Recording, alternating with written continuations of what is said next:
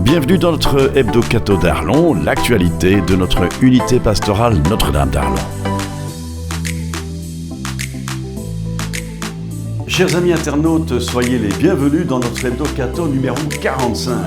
Comme chaque semaine, on revient ensemble sur les temps forts qui ont marqué notre communauté et on vous dévoile les rendez-vous à ne pas manquer. Allez, c'est parti. Une femme oubliée dans l'histoire de Saint-Augustin. Cette semaine, nous avons eu la chance d'accueillir en studio Armel Job, écrivain passionné qui nous a fait découvrir une facette méconnue de la vie de Saint-Augustin, Leila. Sa compagne durant 13 ans et mère de son fils. Une femme simple, animée par l'amour, que le futur saint a quitté sous l'influence de sa mère Monique.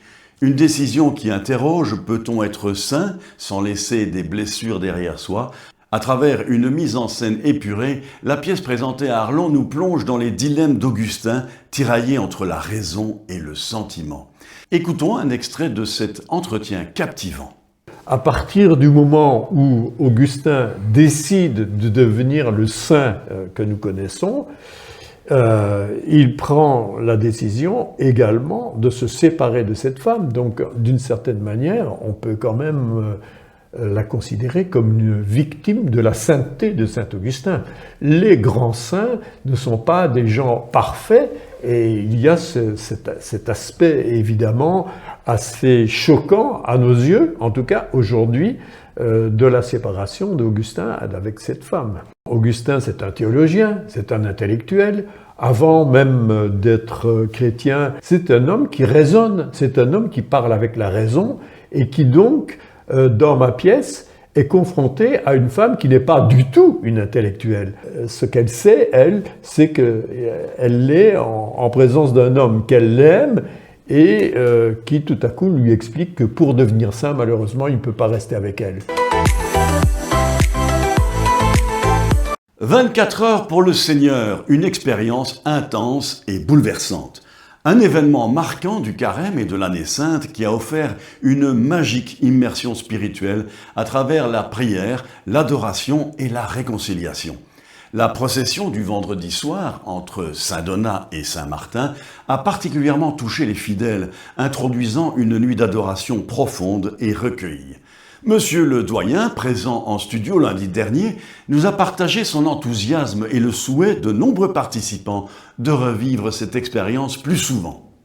Personnellement, ce que j'ai vraiment beaucoup apprécié, c'est le vendredi, où nous avons débuté à l'église Saint-Donat, avec un bel enseignement de sœur Marie-Jean, puis une très belle prière dans l'esprit de Thésée, puis nous sommes descendus en procession jusqu'à Saint-Martin, où là on est entré d'emblée dans la dynamique de l'adoration. Je dis bien dynamique parce que c'est une dynamique intérieure, avec un temps d'adoration méditée, alliant quelques paroles de méditation, alternant quelques prises de parole, et des morceaux de musique classique, flûte traversière et violoncelle, et puis l'entrée dans ce beau silence qui inaugurait une nuit particulièrement intense.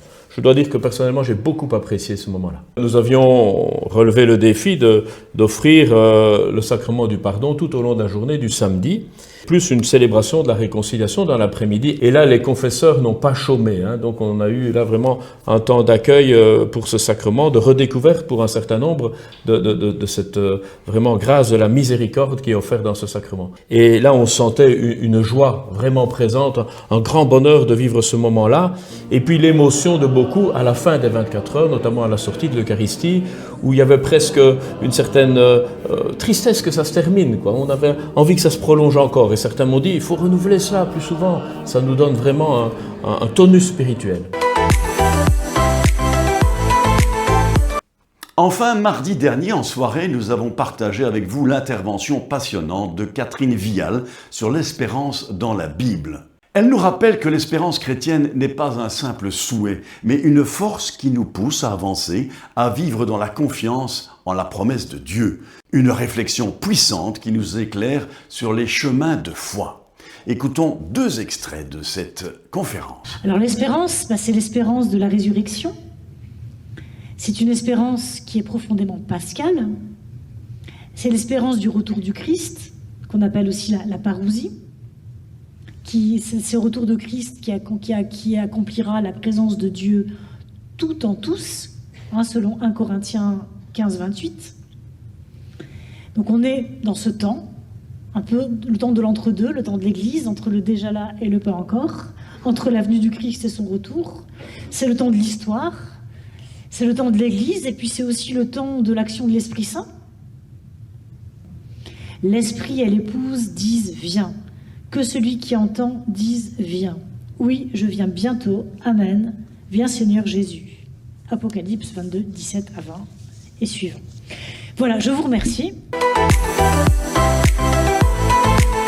Voilà, concernant l'agenda à venir, d'abord le lundi 7 avril à 20h, soirée de prière Boghifra-Thésée dans l'oratoire Saint-Valentin de l'église de Frassen.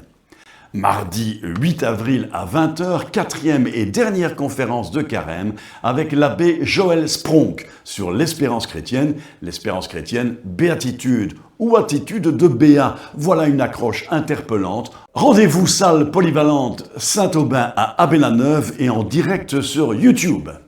Activité Boghifra bien sûr. Jeudi 10 avril à 20h, la préparation au baptême à la salle Godefroy-Kurde de Saint-Martin.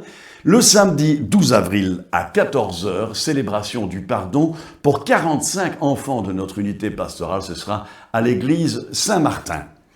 L'éveil à la foi, ce sera le samedi 12 avril à 9h45, le dimanche 13 avril à 10h45 et le mercredi 16 avril à 16h45, chapelle Saint-Bernard. Voilà, c'était votre hebdo-catho de la semaine numéro 45. À la semaine prochaine pour de nouvelles aventures.